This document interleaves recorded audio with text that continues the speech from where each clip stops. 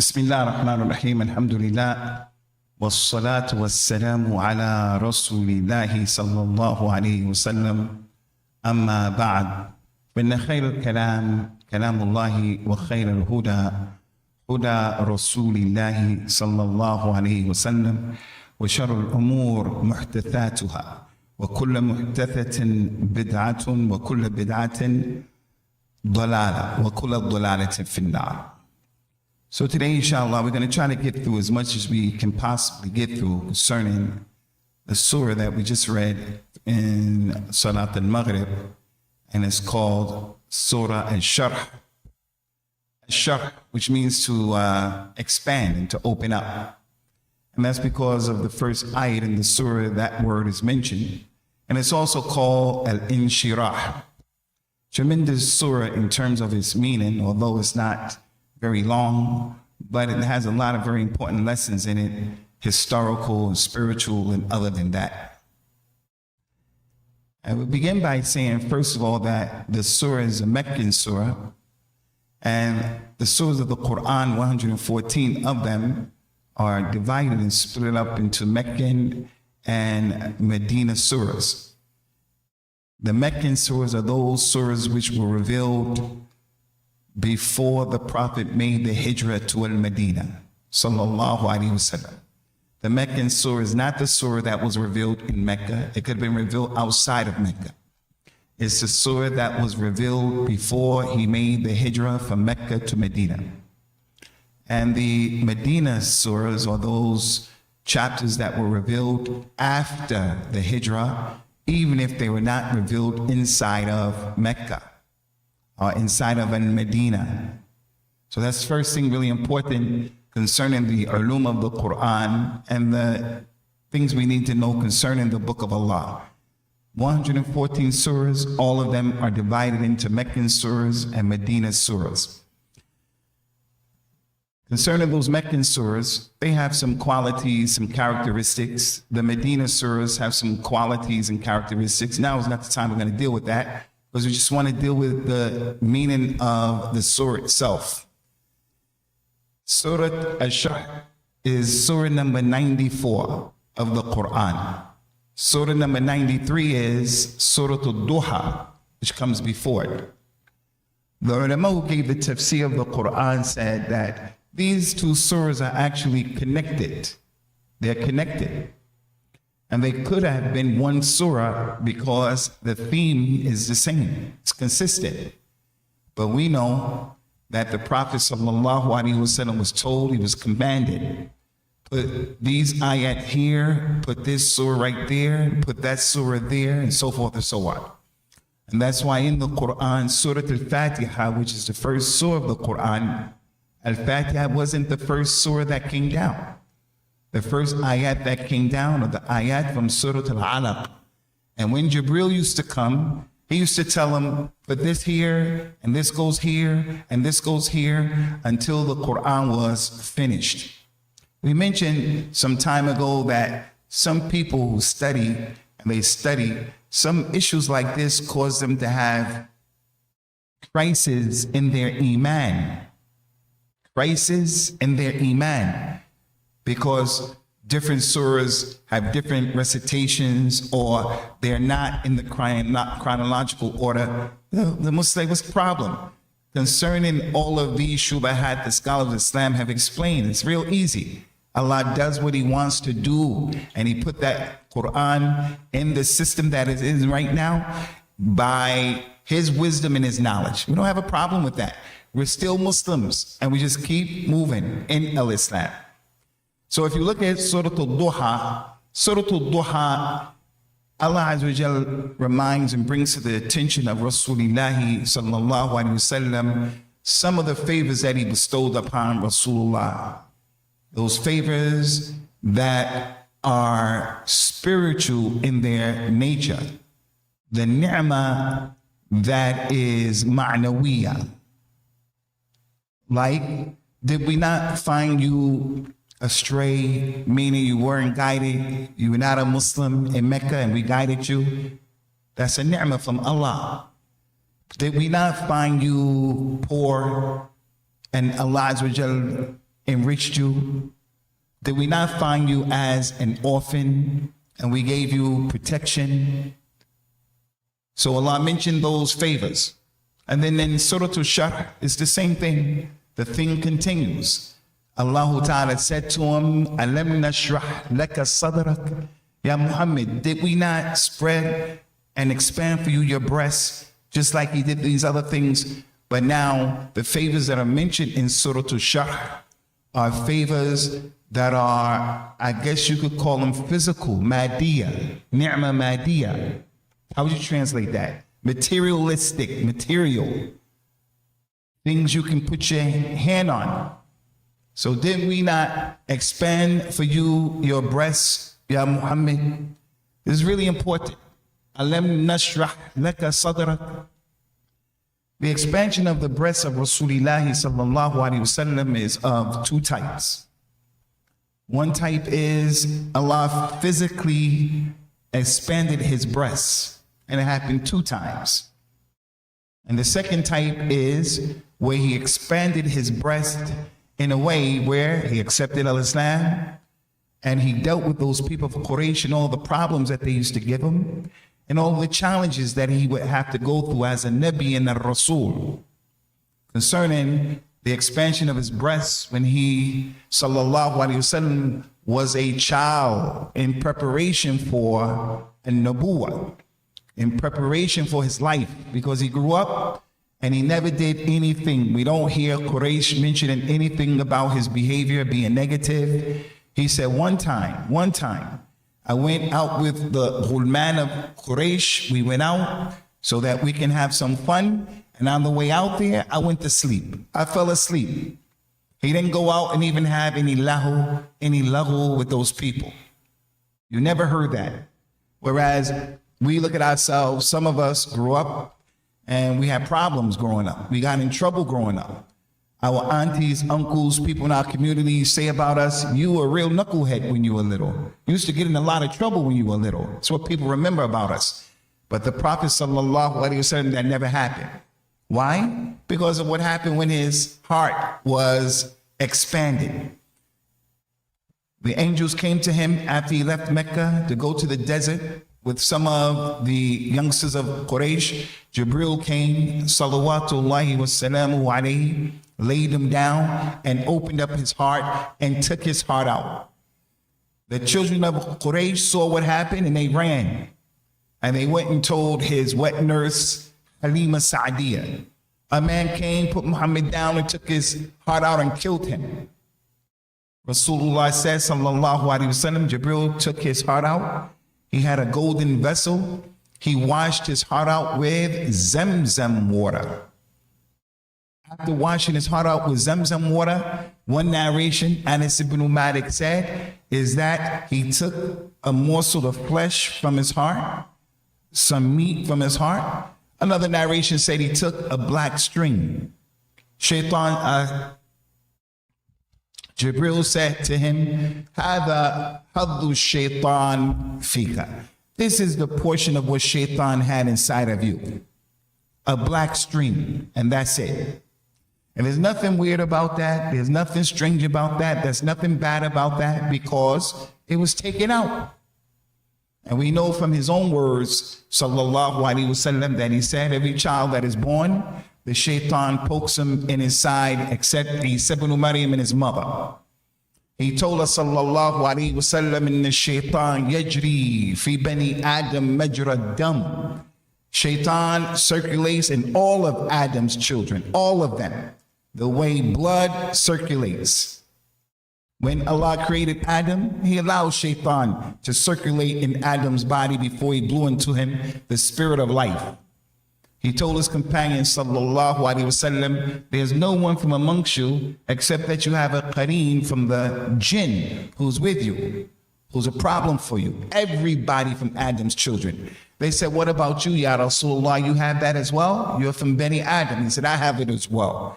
Except that Allah Ta'ala has helped me over him and he accepted Islam and he only orders me to do that which is correct. So we're not going to look at something like that and make a bigger deal out of it. We're just going to look at the reality. Rasulullah sallallahu alaihi wasallam was a human being. He was a human being. And because of a nubuwwah and the risala, that's what puts him way up there, and those favors that Allah Azza wa Jalla bestowed upon him. So that's the first opening of his heart. Anas ibn Malik said, I used to look and I used to see the effects of that operation in his chest. Because Anas ibn Malik served him for 10 years. 10 years. When he came to Medina, Anas ibn Malik was with him day and night for 10 years. And he was intimately close to him. He used to bring him his wudu water. He used to prepare for him his bread. He used to prepare for him his things that he needed. He said, I used to look at that operation, the effects of it in his chest. So that's the first one. When he was small, when he was young, in preparation for a good life, a pure life. The second time that his heart was opened, expanded, was in the Al-Isra wal-Mi'raj, in preparation for the Nubuwwah and what was going to happen in that trip.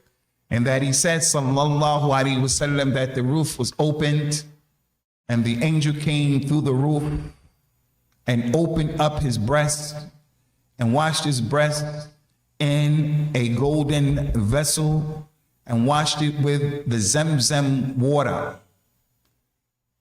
In the other hadith, it said that they put in the Prophet's heart, sallallahu alaihi wasallam, al-iman and hikmah. Offered him khamr and milk. He chose the milk. It was said, you've chosen the fitra. You made the right decision, the right choice. Put his heart back in his chest, and he was able to make that journey. Those are the two times, and that's the first meaning of the ayah.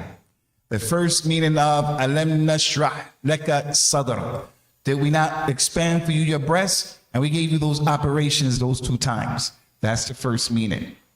The second meaning is Allah expanded his breasts so that he can carry the risala, so that he can believe in Allah, so that he will have patience with all of that, the bad behavior that those people gave him.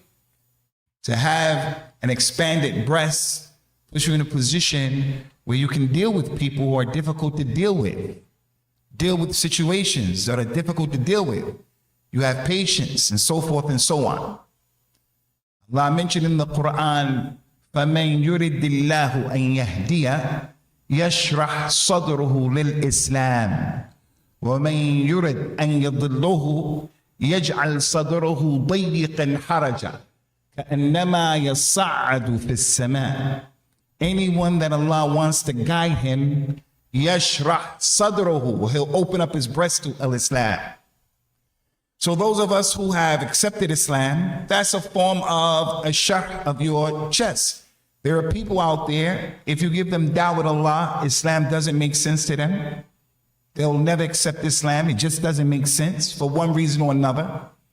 They think it's a religion of the Arabs. They think it just doesn't make sense. And they won't accept Islam. But if Allah wants to guide someone to al-Islam, he'll open his breast and he'll guide him to al-Islam. And anyone that Allah wants to guide or misguide, he'll make his chest restricted. It'll be restricted and it won't be easy. He'll have one of those kinds of chests.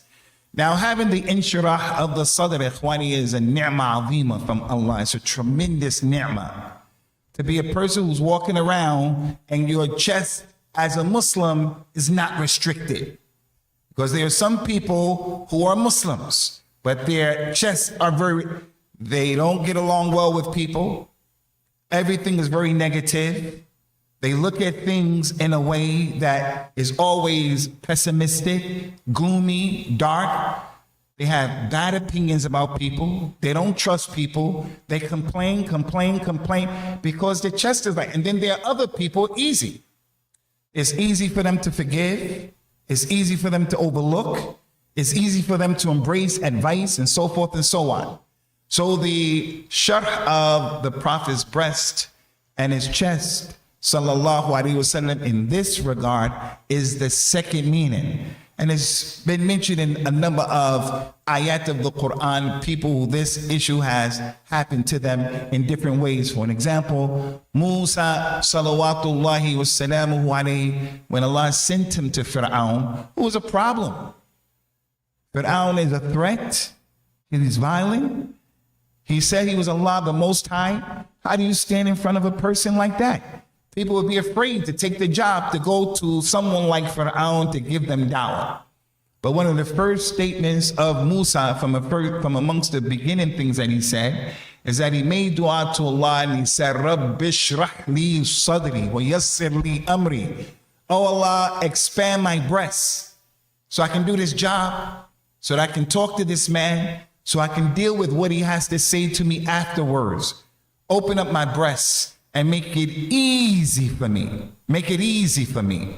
Make it easy for me.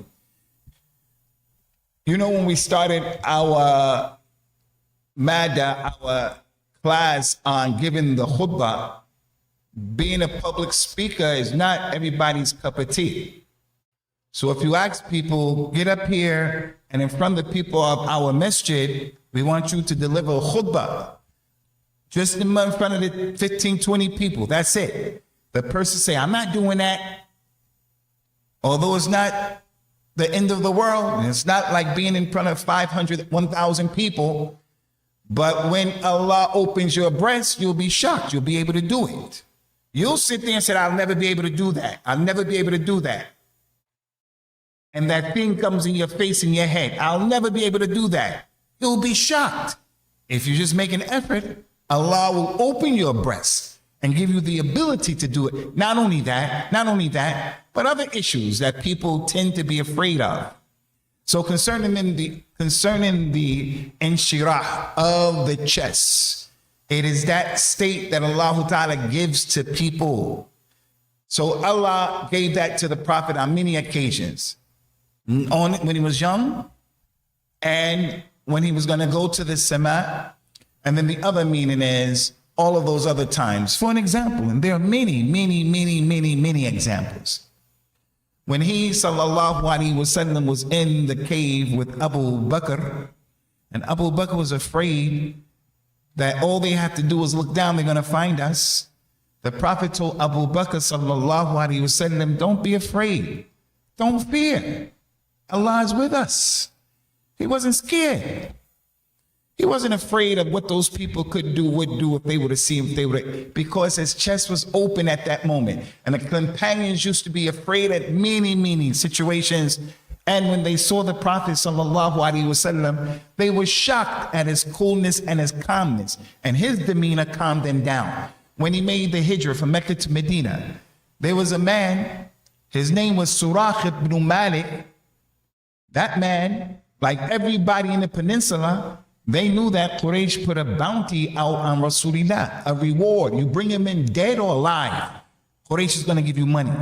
He said, when we met him, Abu Bakr said, Rasulullah was talking to the man, and I, Abu Bakr, was sitting, I was looking around. I didn't know if I should keep my eye on the man or if I should keep looking around for the ambush. I was nervous. I felt Rasulullah can handle himself. So he just looked around to make sure that he was on top of the fact that this was not a setup. He said, when I saw the Prophet sallallahu alaihi wasallam, he was just easy. He was just talking to the man with no worries. Why? Because of the iman, the revelation that came down to him, the tawakkul, the yaqeen, all of that stuff. And the Nabi is for us an example, because we're going to be afraid of things. There are things that will frighten us. We'll be afraid of 1,000,001 things. Our job, our relatives, decisions, people. Your wife is pregnant. Is the baby going to come out alive? The iman and the yaqeen and the tawheed, this religion, helps to calm that down. The more the person is on his deen, the less he's on his deen, the less he'll be able to handle that. And there are many examples of how the Prophet sallallahu alaihi wasallam's chest has been open, and examples and lessons that he taught us. Like the dua that we mentioned in this masjid, encourage brothers to memorize that dua. Allahumma inni abduka wa ibnu abdika وَابْنُ أَمَتِكَ. Oh Allah, I am your slave, and I'm the son of your slave, my father, and the son of your slave, your handmaid, and my mother. He went on in that dua and he asked Allah, and taj'al al-Quran rabi'a qalbi wa nur sadri. He said, make the Quran the spring of my heart, and make the Quran the light of my chest. Those scholars who gave the tafsir and the meaning of that hadith said, this hadith is talking about the Ash-Sharh of your heart. Not being afraid of where your money's gonna come from, not being afraid of will you lose your job, not being afraid of people are plotting and planning against you, not being afraid of the things that cause al-ham wal-gham. This is the dua of ham wal-gham. And there's no one here except that we have ham wal-gham. Everybody here has hum and gham. That's why the Ash-Sharh of the heart is a ni'mah that's azima. Because we all know those people who overthink and they are overwhelmed by wiswas. They have wiswas. And as a result of that, it impacts upon their mental state and it impacts negatively upon the quality of their life. So the Ash-Sharh of the heart of the Prophet sallallahu alaihi wasallam, those are the two meanings of it. And it's not exclusive for him that a person's heart and his breast can be expanded as it relates to the second meaning. The second meaning. The next ayat went on to say, Alam nashrah laka sadrak wa wada'na anka wizraka alladhi anqadha dhahrak. And also, Muhammad, we open up your heart and we took off of you the wizard that used to cause your back and it had weight on you. Did we not do that for you as well? It's really important so that people who go overboard in the Nabi sallallahu alaihi wasallam should understand these ayat right here, especially because they clearly establish Rasulullah is a human being. We took off of you that thing, your wizard. And the wizard means your sins, your mistakes. That's what it means. لِيَحْمِلُوا أَوْزَارَهُمْ كَامِلَةً يَوْمَ الْقِيَامَةِ وَمِنْ أَوْزَارِ الَّذِينَ يُضِلُّونَهُمْ بِغَيْرِ عِلْمٍ أَلَا سَاءَ مَا يَزِرُونَ. Allah says so that those criminals will carry the sins, and he used the same word. They will carry the awzar, the wizard, the plural. They will carry the sins that they did and the sins of the people who they made them go astray. And it's a terrible kind of sin that they used to do. So Allah established in the ayat that the Prophet of Islam, sallallahu alaihi wasallam, he had mistakes. But we mentioned here before, the mistakes and the sins of the prophets and the messengers, salawatullahi wassalamuhu alayhim ajma'een, they are not like the mistakes and the sins of the rest of the people. But nonetheless, if you are a human being, by virtue of the fact that you are a human being, all of Adam's children, they make mistakes, and those who are the best of them are the ones who make tawbah from their mistakes.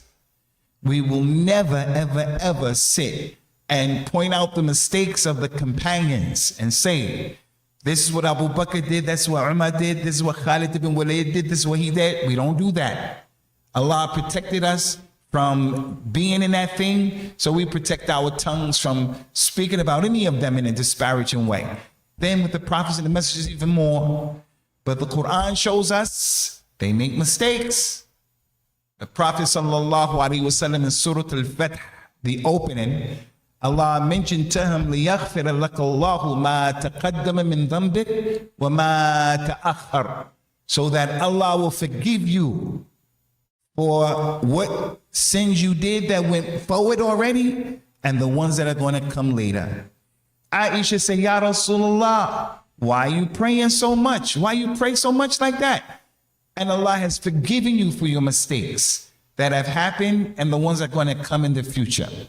If he didn't have any mistakes, it's not possible for him to hear something that's not true and then he remains silent. So we have to avoid the two extremes. One extreme is to be like the Yahud and the Nasara who lie on the prophets and embellish their mistakes. They lie and they make up stuff. And the mistakes that Allah mentioned that they had in the Torah and the Injil, they embellish them and speak about those mistakes in a bad way. We got to avoid that. The other thing that we have to avoid is having ghulu and going overboard and saying that the prophets and the messengers, our Nabi, our Rasul, did not have mistakes, sallallahu alaihi wasallam. Their mistakes were always from the minor mistakes as prophets and messengers. Their mistakes were always mistakes where they made tawbah from those mistakes right away. They didn't procrastinate. Their mistakes were mistakes that Allah forgave them for them.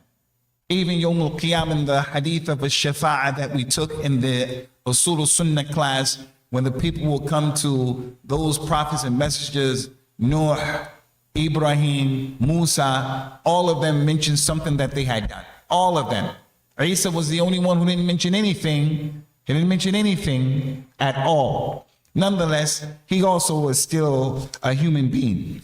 Concerning the issue of the mistakes of the Nabi sallallahu alaihi wasallam, or the mistakes in general, the ayat shows that the Muslim should be impacted and affected by the nub and ma'asi, that it should affect us, that a person shouldn't be used to just doing things and not feeling some sense of sorrow that he has disobeyed Allah, not to become used to sinning and falling into the ma'asiyah of Allah Azza wa Jalla. Because the mistakes of the Nabi sallallahu alaihi wasallam, he was forgiven and he was ma'asum. They affected him physically. They affected him. And that's what we found with the companions of Rasulullah sallallahu alaihi wasallam. When they would do something, they would come and say, Ya Rasulullah, I committed zina, so purify me. That lady wasn't trying to expose herself. She wanted to make tawbah to Allah.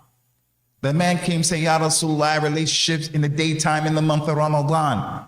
He wasn't trying to spread out fahisha amongst the community, and he was trying to make tawbah. It's what they used to do because they learned that from him, sallallahu alaihi wasallam.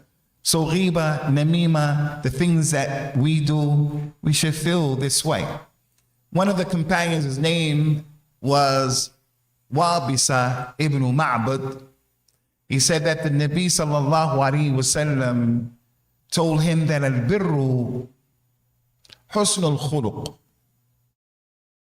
wal-itham ma haka fi sadr.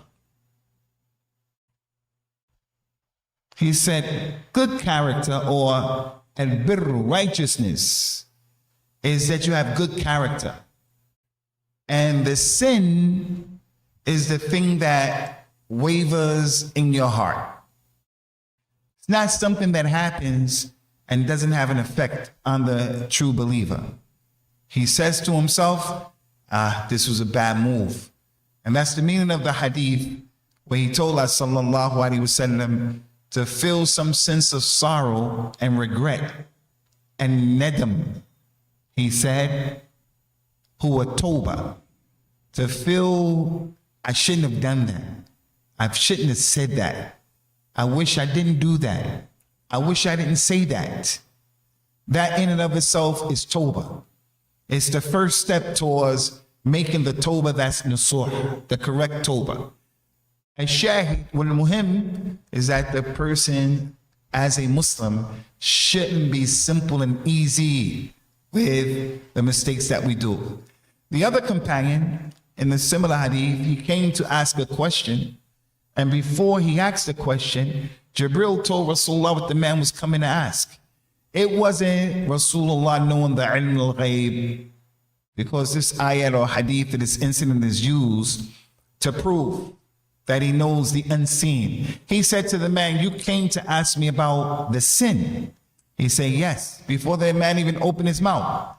He told him, sallallahu alaihi wasallam, he said that al-birru, righteousness, is the thing ma atma'annat is that thing that causes the nafs to become cooled out. When you do the right thing, no one feels any bad about making salat and fasting the month of Ramadan and doing things where you gave sadaqah, no one else knows. No one feels bad about making umrah, making hajj.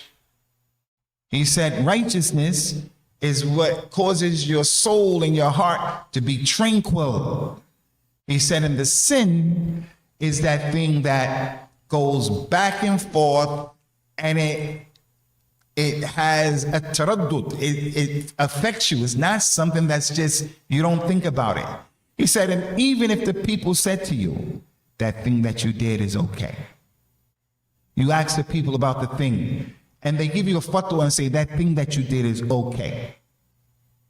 Like I heard recently, someone was told, if he goes from here and he leaves his house and he goes to Abna Bazaar or anywhere else, he's a traveler. And you can shorten your prayer or combine your prayer. And he did that. But he said, it didn't sit right with me. It just didn't sit right. He didn't have a dalil or any proof to say that's not a traveler. It just didn't sit right. He asked me that question. I said, someone really told you that? He said, yeah, they said because of the traffic. The time that it would take to get from here to there, it could be the same time that it takes to get from here to Tampa or in New York. The time that it takes to get from here to there, it's like the time that it takes to get from New York to New Jersey. We say, no. If you, in the month of Ramadan, left your house to go from here to Abna Bazaar, can you not fast and break your fast and say that you're a musafir, you're traveling? The point is, he didn't know any dalil. He's sincere. Inshallah, he's trying to learn his religion, got on his religion. He doesn't know. He said, when I was doing that, I didn't think it was right. I didn't think it was right because the person who was telling me that, maybe their Islam is a bit shaky, not on that level where they know. And also, he knew that he was still in the boundaries of the city of Qasimi. So that's the issue with the sin, as this ayat states, that they shouldn't be something that's done and we get used to it. And we know, as he mentioned, sallallahu alaihi wasallam, that we'll make sins. And if the person doesn't make tawbah from the sin, that would be the ran that overtakes the person's heart until his sin becomes bigger and bigger and bigger, his heart becomes black. And he can't distinguish between the right and he can't distinguish between the wrong. So we're going to stop here and finish the rest of the ayat, inshallah, next Sunday. If you brothers have any questions or taliqat, anything like that, be my guest and feel free. Hey, tfaddal. You guys have anything? My brother Nazir.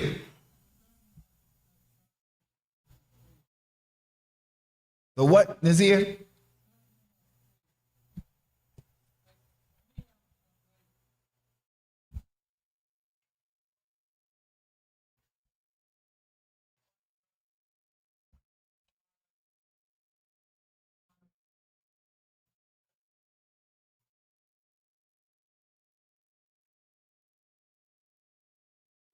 Concerning the person who his vocation, his occupation, his job, and his career is that they travel. That's what they do.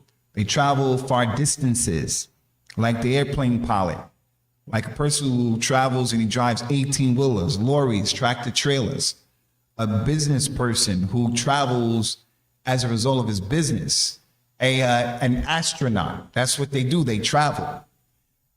And they always travel. For 2 months, 3 months at a time, 4 months at a time.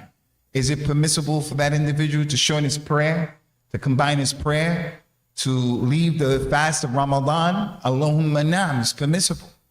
Because Allah didn't put any restrictions or he didn't make any distinction between that person who that's his job and the regular person who that's not his job. He told us if you travel in the earth, then it's permissible for you to do this. And he didn't say unless your job is, your career is in traveling. He didn't say that.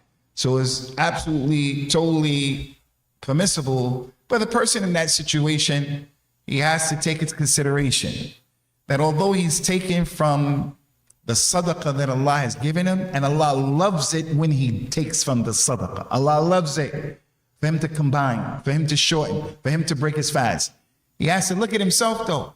He has to say to himself, if I break my fast in Ramadan, I'm not the type of person who is good at fasting, so I'm not going to make them up, and years and years and years and years of Ramadan on my neck. So maybe you should think about, go ahead and fast while you're traveling, for an example. For an example, he should consider that. What is his situation? Also, he should consider the time of the year. Fasting is short, not that many hours. So maybe he wants to fast during those times. But it's totally up to him, it's totally up to her. If you're traveling, it's permissible to combine your prayer, and it's permissible for you to shorten your prayer, because the description of being a traveler, it is on that individual.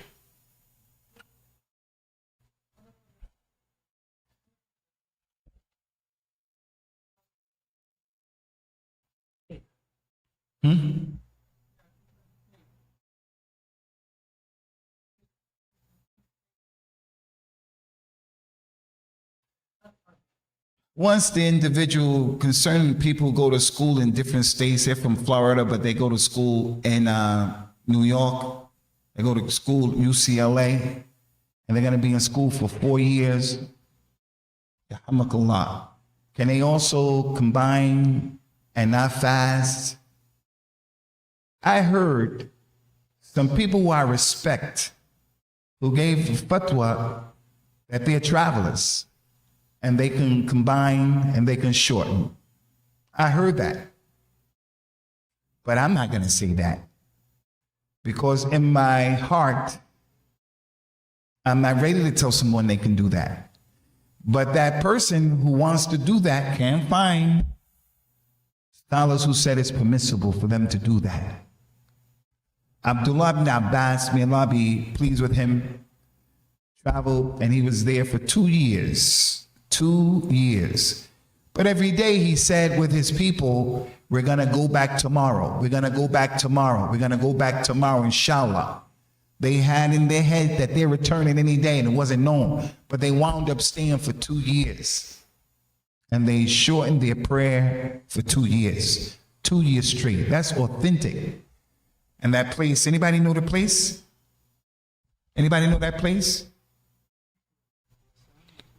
Yeah, it's like where Uzbekistan is called Azerbaijan. Azerbaijan. Say it again. Yeah, they were there for 2 years. And they use that as a dalil. And this is thabit. It happened. So this person is going and is studying for 2 years, 3 years, 4 years. Some people said it's permissible for him to do that, but I'm not going to say that. I would say to my children, my daughter, people who I know, complete your prayer, inshallah. Especially you have your house, you have your apartment, you're in the dorm, you're living like that. There's a masjid, you're in that place. But if a person said, no, this is not my house. But then you have this issue of the women, our wives. Our wives. We took our wives from their fathers' homes, and now they're living with us. Allah told the man when he divorced his wife, he told the men, وَلَا تُخْرِجُوهُنَّ مِن بُيُوتِهِنَّ. If you divorce them, don't put them out of their homes. So the wife's home now is the home she's living with her husband. That's her house. The home of the husband. So when she goes to the home that she was raised up in, the home of her mother and her father, that's where she was raised, that's her home. She still believes that. Can she shorten? All of these issues, there's a lot of kalam and a lot of ikhtilaf in all of these issues. I say, if her father lives and she's in another state, she's in Florida, and her house is in Morocco, she doesn't have to complete the prayer when she goes back to Morocco, because her house now is with her husband. Her house now is with her husband. But that was the house that she grew up in. And it's very far from the house. But we have to have some level of that hadith. That al-ithm is that thing that is in your heart. That's why he told that man, istafti qalbik. Seek the ruling, look in your heart. How do you feel about that? How do you feel? How does the lady feel about praying here? When she goes back home, she shortens her prayer. Maybe she's easy with that. And Allah knows best. Any more questions, Ikhwani? Before the adhan?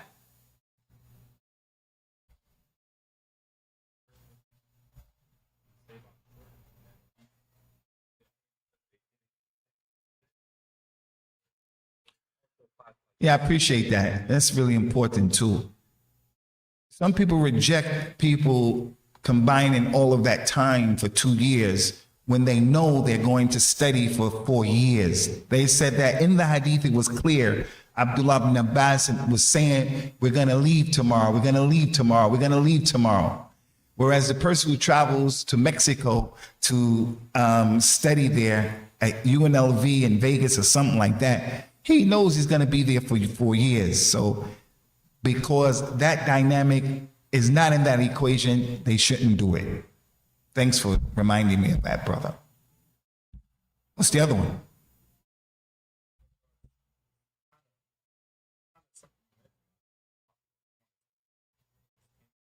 I said a brother married us.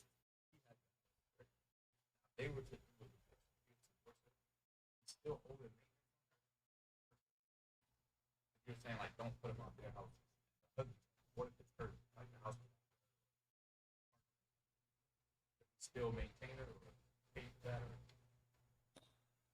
If a man is married to a woman who owns the house and he's living in her house and she's cooperating with him and it's her place, he's paying the rent and bills there, and then they get divorced, he should stay in that house.